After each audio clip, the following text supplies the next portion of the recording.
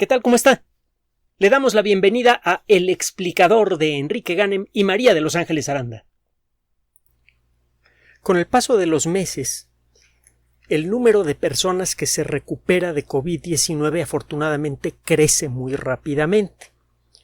Sin embargo, esto genera una serie de preguntas que requieren de una respuesta rápida y precisa. ¿Conviene vacunar a la gente que se ha recuperado de COVID-19? La respuesta tiene que contemplar cuando menos dos aspectos diferentes. Por una parte, ¿le viene bien a una persona que ya se expuso al virus y que generó una respuesta inmune fuerte, suficientemente fuerte para recuperarse de la enfermedad intermedia o grave en algunos casos? ¿Le conviene exponerse a algo que simula una infección viral? ¿Podría generar esto, qué sé yo, alguna reacción alérgica o algún mal funcionamiento del sistema inmune?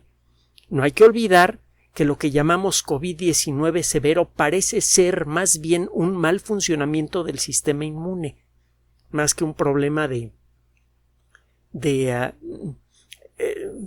ataque del virus, digamos.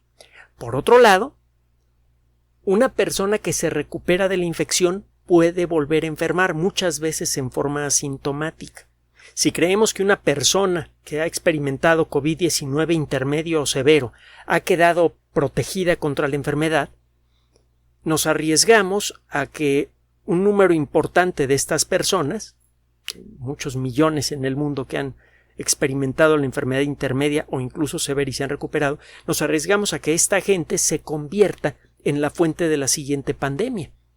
Estas personas podrían estarse contagiando continuamente de manera asintomática una a otra, y en el momento en el que la resistencia general de la población comience a disminuir porque comienza a caducar el efecto de la vacuna, empezaríamos a tener casos de COVID-19 por todos lados, de manera inesperada y casi incontrolable. Sería algo en muchos sentidos peor que la pandemia inicial, porque la pandemia inicial comienza en algunos puntos y uno puede seguir, con el apoyo de epidemiólogos, puede seguir cómo se va dispersando la enfermedad y puede en un momento dado preparar algún tipo de medidas para enfrentarla cuando llegue al territorio en el que uno vive. Pero si tiene usted a miles de personas o incluso millones de personas en todo el mundo con enfermedad asintomática no detectada, y al cabo de unos meses o años la resistencia general contra COVID-19 comienza a desaparecer por la caducidad de la vacuna, entonces la enfermedad va a aparecer al mismo tiempo por todas partes. Entonces, ¿conviene vacunar o no a la gente que ya estuvo expuesta a la enfermedad más importante, a la intermedia o a la severa? Es una pregunta que requiere de una respuesta que vaya más allá del yo creo. De eso se trata la ciencia, de verificar cada cosa que se cree, cada cosa que se piensa, cada cosa que se dice.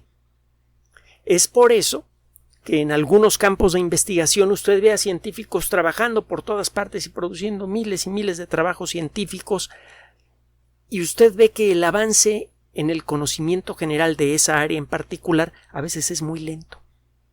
Pasa con la física de partículas, que durante años están publicando los investigadores trabajos muy técnicos en donde a veces el leer el solo título del artículo es una verdadera tortura. Son trabajos que son leídos por unos cuantos centenares o unos pocos miles de personas en todo el mundo y después se olvidan, o cuando menos eso parece. Se hacen muchos trabajos de este tipo basándose en los datos producidos por aceleradores de partículas. Cada acelerador produce una montaña brutal, inimaginable de información. Los aceleradores de partículas funcionan por meses enteros, a veces los apagan a final de año para hacerles algún ajuste, algún arreglo, y cada segundo están generando millones y millones de datos en una cantidad verdaderamente espantosa. Bueno, el análisis de esos datos le lleva un buen tiempo a la comunidad especializada. Se la pasan publicando trabajos, y cada trabajo produce un brinquito casi imperceptible en nuestro conocimiento. Y lo mismo pasa con la biología molecular, y lo mismo pasa con casi cualquier rincón de la ciencia. El asunto es que cuando se junta suficiente información, ¡pum!, de pronto hay un brinco importante hacia adelante en nuestro entendimiento sobre algún aspecto de la naturaleza. Entonces, si queremos experimentar esos brincos en el conocimiento, ese incremento rápido en nuestro entendimiento de algo, por ejemplo, del funcionamiento de SARS-CoV-2, necesitamos acumular muchos pequeños trabajos. En el caso de COVID-19 es necesario acumular estos trabajos con la mayor rapidez posible porque hay motivos para creer que la inmunidad contra COVID-19 va a ser duradera, va a durar varios años y podemos extenderla con dosis de refuerzo en las vacunas. Pero de todas maneras, antes que lleguemos a la caducidad de la primera tanda de vacunas, convendría saber la respuesta a preguntas como esta que le acabo de mencionar. Pues bien, acaba de ser publicado un trabajo libremente descargable, como tantos otros que hemos mencionado, en el Journal of Clinical Investigation, la revista de investigación clínica, de la que hemos hablado en muchas otras ocasiones, una revista realmente de prestigio en el mundo de la medicina y desde hace ya un buen tiempo. Este trabajo es firmado por investigadores suecos. Lo que hicieron, por cierto, pertenecen al Instituto Karolinska, que algo tiene que ver, algunos miembros de esa institución con el otorgar algunos de los premios Nobel. Bueno, el caso es que este grupo de investigación sueco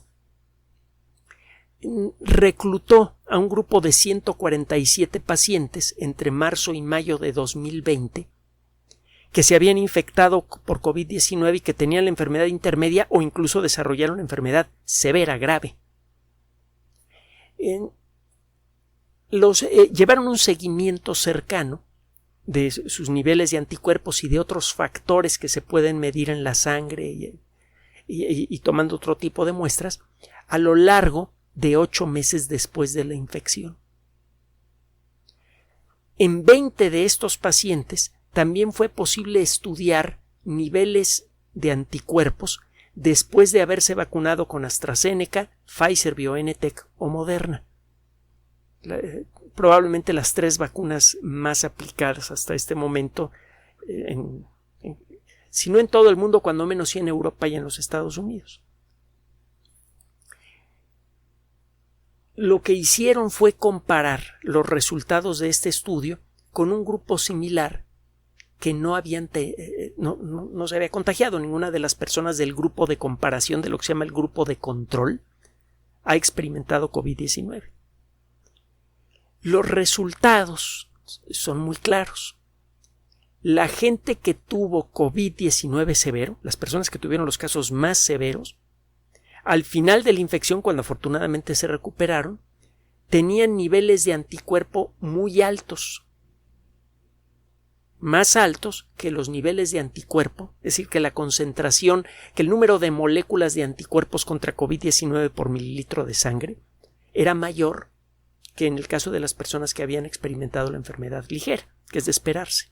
La respuesta del sistema inmune fue más fuerte en el caso de la enfermedad grave, se generaron más células B que saben fabricar anticuerpos contra COVID-19 y como estuvieron trabajando muy duro estas células, la cantidad de anticuerpos en sangre subió mucho. Estos anticuerpos poco a poco se van degradando. Las células B no están generando anticuerpos todo el tiempo. Ya le explicamos por qué en otra ocasión. El generar proteínas es un proceso que requiere de mucha energía y de mucha materia prima. La materia prima necesaria para fabricar proteínas la necesitan todas las células del cuerpo para fabricar sus proteínas. No le conviene al cuerpo fabricar proteínas que no tengan mucha utilidad. Se desperdician recursos, se desperdicia energía, se desperdicia materia prima. Además, el generar demasiadas proteínas que luego se degradan le puede dar más trabajo a los riñones, que son a final de cuentas los que tienen que eliminar los residuos de proteínas que se han dejado de funcionar. Las proteínas, cuando dejan de funcionar, son procesadas y se produce una cantidad importante de moléculas ricas en nitrógeno e hidrógeno. Se produce mucho amoníaco, que es muy venenoso. El cuerpo transforma ese amoníaco en una sustancia soluble en agua y mucho menos agresiva que se llama urea. y es trabajo del riñón el tomar esa urea diluida en agua que viene en la sangre y convertirla en orina. Pues bien, usted le ahorra trabajo al riñón, usted le ahorra recursos al cuerpo si deja de producir anticuerpos poco después de una infección importante. Se viene la infección importante, las células B producen montones de anticuerpos, usted los detecta en sangre y dejan de fabricarlos. Una vez que se cura usted, el ritmo de producción de nuevos anticuerpos disminuye rápidamente. Los anticuerpos se quedan en la sangre durante varios meses y poco a poco van siendo procesados. Y eso es lo que se observa aquí. Las personas que se han recuperado de la enfermedad grave producen muchísimos anticuerpos cuando salen del hospital, cuando ya están convalecientes de la enfermedad. El nivel de anticuerpos en sangre es muy alto, la concentración de anticuerpos es muy alta. Y va disminuyendo a lo largo de los meses y hasta 8 meses después todavía se puede encontrar una cantidad apreciable de anticuerpos en sangre, en la sangre. Y es probable que todavía a los 10 o 12 meses existan cantidades tangibles detectables de estos anticuerpos. El estudio se centra en los primeros 8 meses después de la infección. Ahora, si usted busca anticuerpos en lo que se llaman las vías aéreas, en las zonas que están adentro de nuestro cuerpo pero que están en contacto con el aire, por ejemplo en el interior de la nariz, los anticuerpos se vuelven indetectables a los 3 meses. Los anticuerpos son muy importantes para iniciar la protección contra una nueva infección. Los anticuerpos están por todos lados o deberían estar por todos lados y en el momento en el que entra un virus, antes que tenga la oportunidad de infectar una célula, queda rodeado por esos anticuerpos. Si se llega a establecer la infección, entonces es trabajo de otro tipo de células, las células T, el localizar a las células que se han infectado y que se han convertido en fábricas de virus para destruirlas. Pero eso ocurre cuando ya se logró iniciar una infección, cuando una célula ha sido atacada por el virus de manera exitosa. Los anticuerpos podrían evitar eso. Pero el caso es que los anticuerpos prácticamente se vuelven indetectables en el sitio en donde se inician las infecciones de COVID-19, que en casi todos los casos es en las vías aéreas, nariz, boca, garganta. Allí los anticuerpos desaparecen a los 3 meses. Se enferma usted y a los 3 meses ya no tiene anticuerpos allí. No significa que las personas estén en posibilidad fácil de recaer y volver a una sala de terapia intensiva con COVID-19 severo. Ya le hemos platicado que las células B se quedan dormiditas por allí, las que saben la receta para fabricar anticuerpos contra COVID-19, y en el momento en el que se experimenta una nueva infección, estas células salen de su letargo, se replican y las células hijas de esas células B empiezan a aventar anticuerpos a lo bestia. En muy poco tiempo hay muchos anticuerpos en la sangre. Esto generalmente impide que la infección progrese demasiado. Lo más probable es que una persona que ya se ha infectado por COVID-19 y que todavía tenga células B de memoria, pues que si se infecta de nuevo, pues que experimente la enfermedad sintomática o ligera. Y es precisamente lo que alarma a algunas personas. Qué bueno que la segunda infección normalmente es asintomática o ligera, pero eso significa que si hay millones de personas que ya se han recuperado de la enfermedad, esas millones de personas podrían convertirse en portadoras sanas, indetectables, difíciles de detectar, de cepas de COVID-19, cepas de SARS-CoV-2. En el momento en el que la población pierde su protección porque las vacunas caducan, se viene lo que le platiqué antes. Bueno, entonces, ¿hay motivos para creer que esto podría pasar? Lo de los portadores sanos, sí. A los 3 meses, los anticuerpos, que son la primera defensa para impedir el inicio de una infección, desaparecen de las vías aéreas. Entonces es fácil que se inicie una pequeña infección que probablemente nunca va a progresar, por lo que le dije antes del rollo de las células T y todo esto. Pero sí se inicia una infección. Entonces esa gente se vuelve contagiante, aunque no se dé cuenta. Ahora, ¿qué pasa cuando a estas personas se les pone una vacuna contra COVID-19? los anticuerpos en sangre brincan para arriba, a veces a un nivel mayor que el que había cuando se acababan de recuperar de la enfermedad severa. Esto significa que sí, las células B están allí dormiditas y que a la menor amenaza se despiertan y empiezan a aventar anticuerpos a lo bestia. Entonces, acuérdese que una vacuna es un simulacro de infección. Cuando usted pone la vacuna, el sistema inmune piensa que se trata de una nueva infección y reacciona con fuerza. Entonces, tiene usted una persona que se ha recuperado, ya prácticamente no tiene anticuerpos en la nariz, tiene muy pocos anticuerpos en sangre, le da sus 2 dosis de cualquiera de estas vacunas y los anticuerpos se van para arriba en la sangre y también en la nariz, en las vías aéreas en general. De hecho, encuentra usted más anticuerpos no solamente en sangre después de la aplicación de la vacuna que el que había cuando la persona se acababa de recuperar de la infección, sino que también pasa lo mismo en las vías aéreas. Hay más anticuerpos en las vías aéreas después de aplicar la vacuna que cuando las personas se acababan de recuperar de la infección. Ahora, es importante que no es claro si se necesita 1 o 2 dosis de vacuna, déjeme decirle por qué. Lo que vieron estos investigadores es que en pacientes recuperados de COVID-19, este brinco de los anticuerpos era muy notable con la primera dosis. Y cuando se daba la segunda dosis, prácticamente ya no cambiaba el nivel de anticuerpos en sangre. Da la impresión de que la segunda dosis de la vacuna no sirvió de nada. Hasta este momento y con este trabajo no hay forma de saber si la segunda dosis de una vacuna como Pfizer, como Moderna o como AstraZeneca es realmente requerida en personas que se han recuperado de la enfermedad. Si atiende usted únicamente al nivel de anticuerpos en sangre, pues parece que no.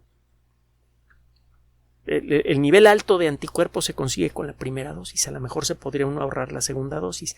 Pero lo que no sabemos es si con la segunda dosis el número de células B de memoria que se acuerda cómo fabricar anticuerpos contra COVID-19 crece. Si la respuesta es sí, entonces sí conviene la segunda dosis. Significa que esta persona estaría mucho más protegida contra una infección. Hay más células que se acuerdan cómo fabricar esos anticuerpos y en el momento en el que algo las despierta, por ejemplo, cuando se inicia una nueva infección en la nariz, muchas de estas células despertarían de su letargo, se replicarían y de pronto tendría usted un montón de células B fabricando montones de anticuerpos y antes que esta infección realmente se establezca, aunque sea como una infección asintomática, el nivel de anticuerpos en todo el cuerpo, incluyendo la nariz, se vuelve tan alto que se detiene la infección y la persona no podría contagiar a otros. Esa es una posibilidad. También falta por entender cómo funcionan las células T en todo este relajo. Acuérdense que en varias ocasiones hemos insistido en esto. La protección completa contra una enfermedad, la protección completa conferida por una vacuna, depende de la respuesta de las células B que saben fabricar anticuerpos y de las células T que saben destruir a las fábricas de nuevos virus. Y este estudio no estudia a las células T, solo y de manera indirecta a la respuesta de las células B. Pero bueno, en cualquier caso, obviamente este grupo de investigación no se detiene aquí, apenas está empezando. Este es un primer estudio. Los datos fueron capturados a mediados del año pasado y ha tomado todo este tiempo el recabar información, hacer los análisis y redactar el documento para hacer esta publicación. Obviamente en este tiempo este grupo, y lo señalan en el comunicado, ha seguido trabajando sobre esta línea de investigación.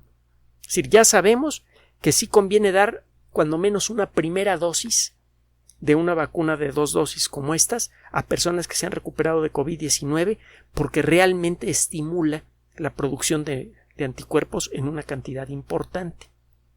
Esto puede ayudar a que estas personas no se vuelvan portadores asintomáticos y reduce la probabilidad de que alguna de estas personas reincida. Recuerde que muchas de las personas que sufren la enfermedad grave tienen algún problema con su sistema inmune.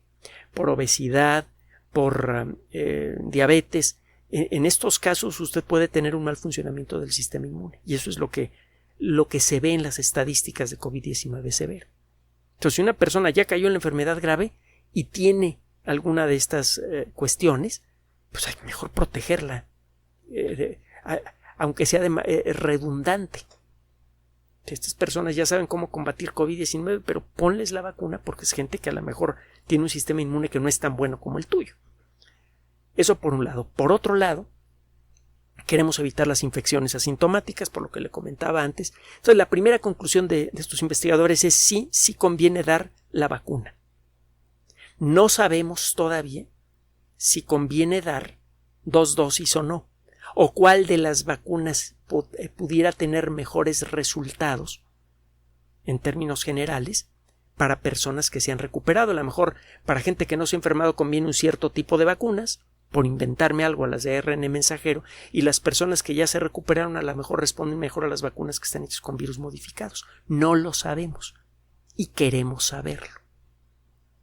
Esos son los siguientes pasos que pretenden dar equipos como este. En cualquier caso, de nuevo, tenemos buenas noticias. Si queremos detener la pandemia, entre otras cosas, tenemos que encontrar la manera de evitar en la medida de lo posible las infecciones asintomáticas para evitar el fenómeno que le mencionaba hace rato, que nos daría un susto de la patada. Para eso necesitamos tener la confianza de que las personas que se han recuperado de la enfermedad responden a la vacuna. La respuesta es sí responden, cuando menos a la primera dosis.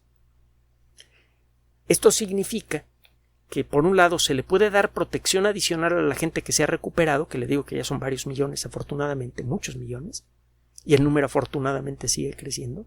Entonces podemos darle protección adicional a esa gente y podemos proteger a la población en general contra infecciones asintomáticas simplemente aplicando la vacuna a todo mundo. Más adelante veremos si conviene aplicar una sola dosis o qué tipo de vacuna es la que funciona mejor. Ya para finalizar, recuerde que la vacuna de AstraZeneca utiliza un virus modificado y las de Moderna y de Pfizer utilizan ARN mensajero, una tecnología diferente. De nuevos datos generados por esta fuente de información dependerá el saber qué tipo de vacuna conviene en cada caso. Sea como sea, la recomendación básica basada en artículos científicos como estos sigue siendo la misma. Trate de evitar infecciones. ¿Cómo? Siguiendo lo que le piden las autoridades de salud. No lo que digan sus redes sociales, por favor. Lo que digan las personas que saben, las autoridades de salud.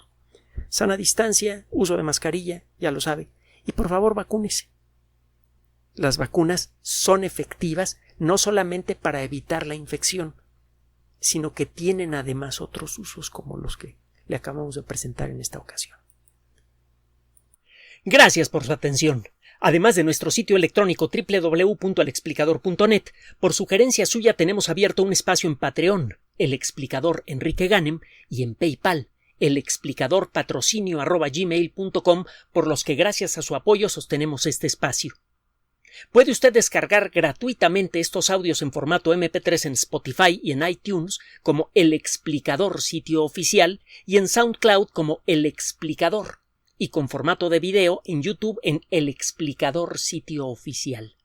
Recuerde nuestras redes sociales de siempre, Twitter Enrique-Ganem y en Facebook Enrique Ganem sitio oficial, El Explicador y los grupos que usted ya conoce.